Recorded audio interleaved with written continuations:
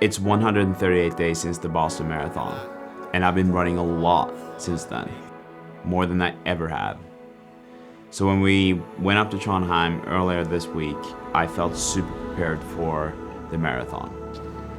But like I said in the last video, I've been having niggles, I've been feeling things here and there, and I told you not to worry about it, but it's hard, you know, like I've been struggling to not think about it, not let that affect me. And in addition to that, like I mentioned in the last video, my last workout before the race was not good. And so that whole week leading up to the marathon, I did not feel good at all.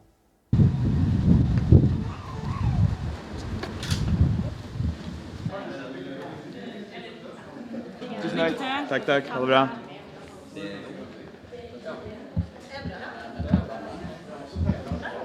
It seems like 69 is a reoccurring thing. Same as in Boston.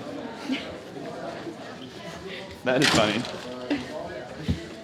I got my bib, ended up having partly the same number as in Boston.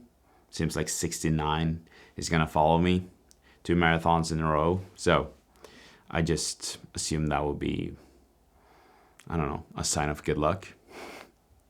24 hours until the marathon. Body feels great. Sleep's been great. Resting heart rate's been down at 33 for the last 2 nights. So this last week always feels like a mental battle, struggle, challenge, whatever you like. It's, you know, I feel tired, don't feel good, worried that I am not running enough that last week. This week I'll end up at like an hour and a half of running before the marathon, which is crazy. But it is super interesting when it comes to the, you know, the thoughts that I have now compared to a few weeks ago. I felt so strong, so prepared, and then all of a sudden it kind of feels like I'm not. And I don't know why that is. I guess it's just the last week. Haven't had that many runs, not that many confirmations that what I'm doing is the right thing. So I guess this is a lesson to all of us that we should not read too much into the last weeks. I mean, I obviously don't know how the race is gonna go, but I feel like it's good. Friday was all about nailing the nutrition, carb loading. I don't tend to obsess over this, but I try to not eat too much after 5 p.m. And after that, I will eat gels. So this time I actually ate some candy because someone recommended that to me. I don't know if that is a good idea or not, but it felt like it worked out. Had a lot of pasta, some pancakes during the day, and then in the evening I had a Morton gel just to not have too much in my stomach when going to bed, and also then trusting and knowing that I had a lot of carbs in me and that the carb loading was done.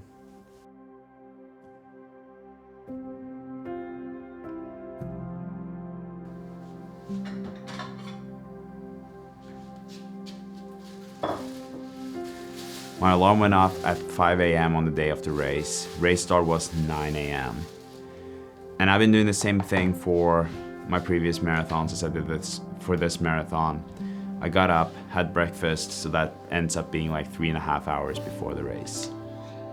It's 5:24, so that means that it's 3 hours and 26 minutes until the start of the marathon.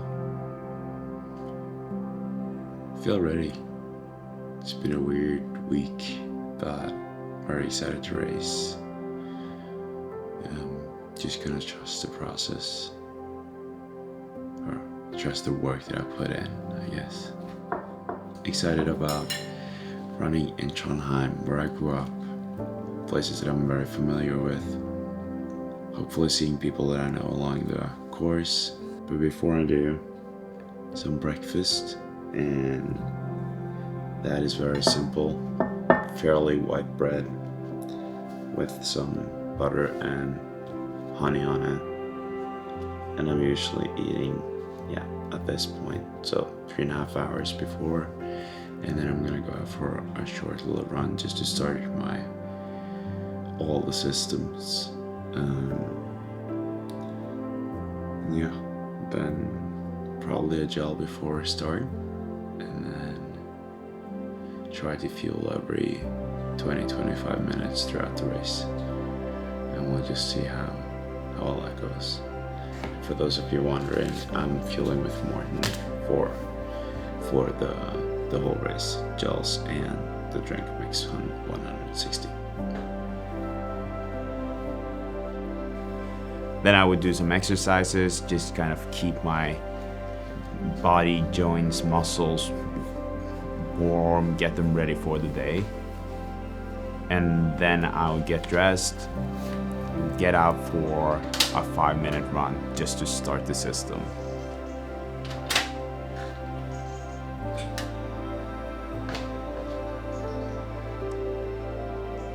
And when I got back from that, it's all about just getting all my stuff ready, making sure I have everything organized, prepare my water bottles so that my family who's helping me out have all of that, and then we just got in the car. Where are we going? 7:50, we're going down to the city center. 1 hour and 10 minutes until the start. Hopefully we got everything we need in this car. Hopefully I got my shoes in the bib. Then we're meeting up with Christian, who's helping us film. And then it's race time. And I was telling my mom this morning that this was supposed to be a very low-key kind of thing for me, where I was gonna just run through and have fun. And always I'm gonna have fun, but I'm just as nervous as I was in Boston, so not sure if that low-key thing will ever work for me. High key all the time. High key. Yeah. Let's go Trondheim Marathon.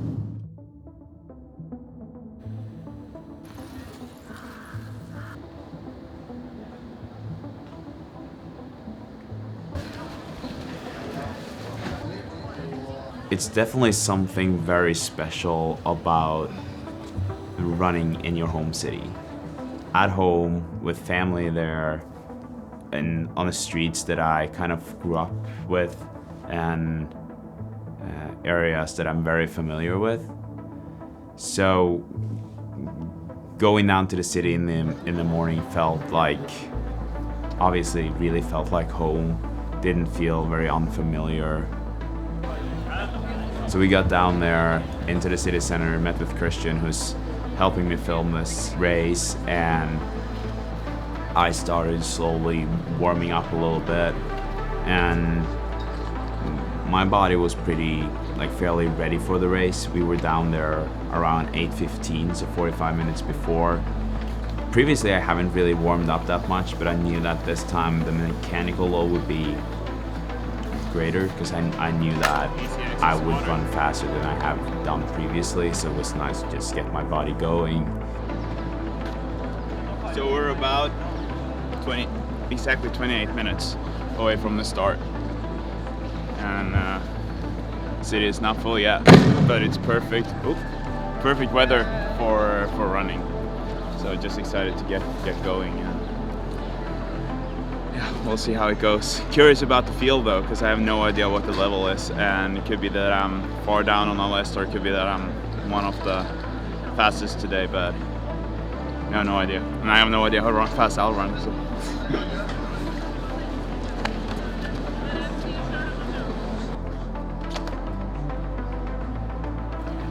Someone just took a shit in there, and I was almost throwing up. I was really sure. That was really bad. Started changing for the race, getting my singlet and the bib on, getting the new Nike Alpha Flies on. This is something that is honestly super stupid. I've been going back and forth ever since I decided not to go for the Puma Fast R3. I have been considering going with the Adidas Pro Evo 2 because I got those, and I was like, maybe I should just risk it and go with them. And then after consulting with some friends and thinking about it myself, I was like, no, you You should not do that. You've always told people to not run in new shoes. Don't make the same mistake yourself.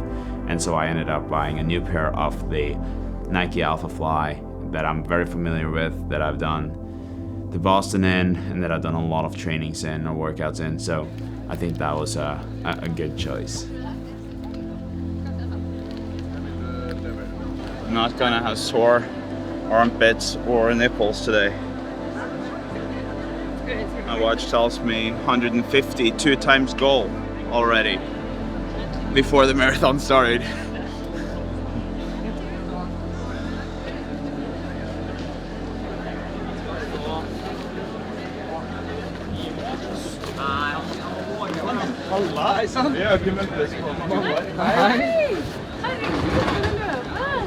Jeg går for 2,45, så da er det sånn 3,55 i snitt. What's cool about doing a marathon in your home city is that you meet people that you know. So I met my best friend's sister and her boyfriend. I met Göran, who I kind of grew up with because he used to live next to my grandparents. And after that, it was time to start warming up.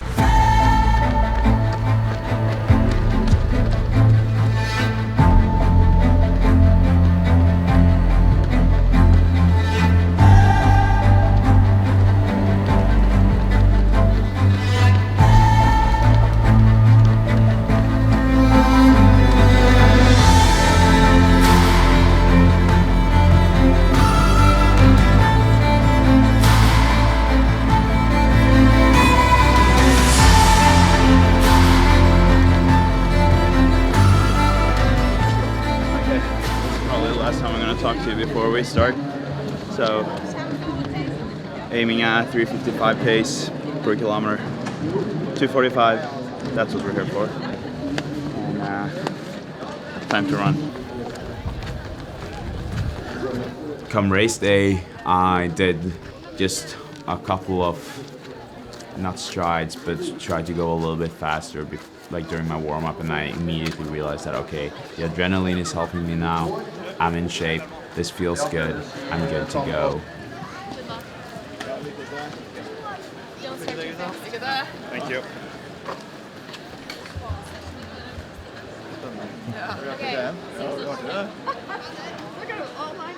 So we got to the start. I was asked some questions by the speaker, talked to some of the guys, and then we got ready.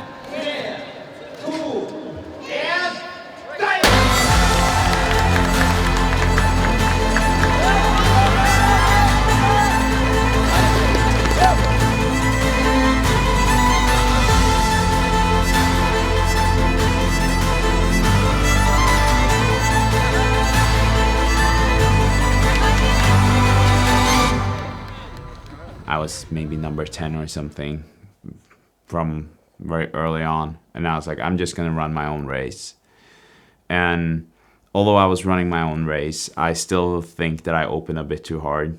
The watch told me one thing, and then the numbers on the live tracking said something else. But according to my watch, I had a lot of the first kilometers at like 3:43 to 3:50, which was much faster than I was aiming at per kilometer. Obviously, I was aiming at a pace around 3:55, and so I was talking to some guy that I know a little bit. He's a friend of a friend, and he was also saying that he was aiming at 2:45 and that it was going a little bit too fast. And so I also was like, yeah, I think it's a little bit too fast for me as well. And then we kept on running. I was just trying to keep a steady pace but not go too hard. And I was still going a little bit faster than planned, but it still felt very easy, manageable. And then I had my family there. They were helping me with water and gels, providing me with that along the course, which was great. Christine was taking photos of me, which was also nice.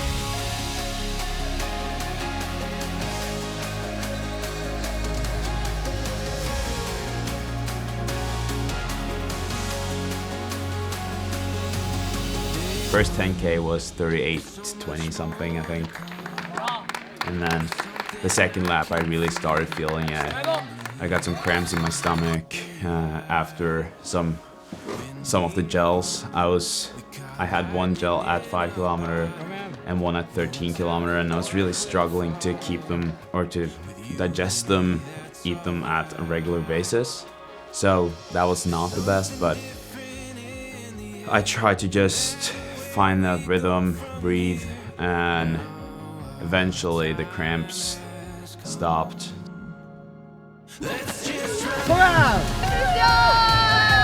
Yay!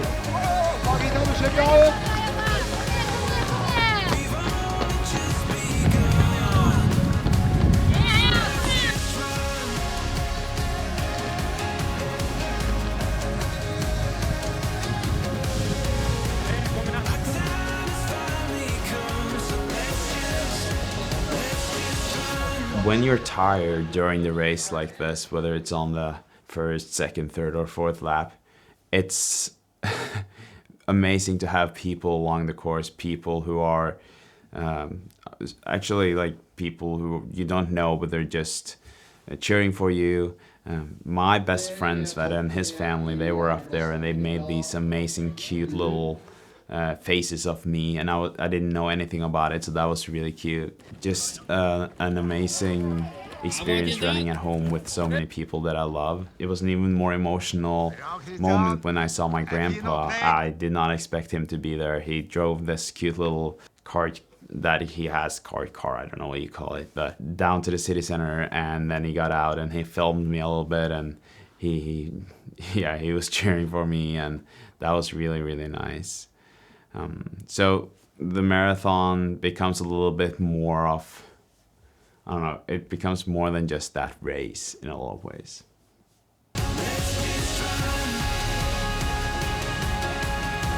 Kjempebra, Kristian!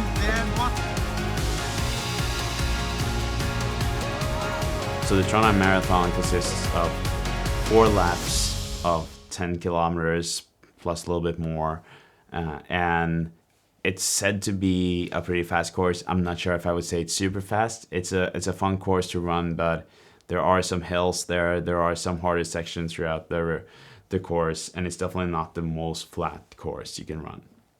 And then the last lap, that was just awful. I was so tired. I was really, really struggling to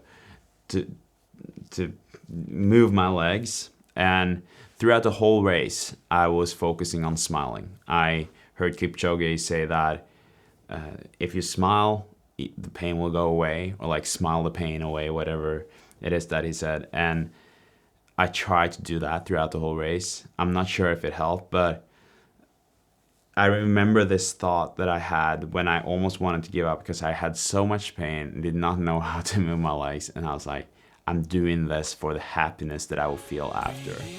It was definitely not a negative split kind of race, but managed to get to the finish line. Super happy, so tired. Finishing in 2:47:38. 2 minutes and 38 seconds behind my original goal, but still so happy.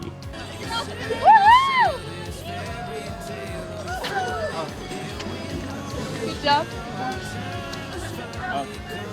Bye. Yeah, last lap was really hard.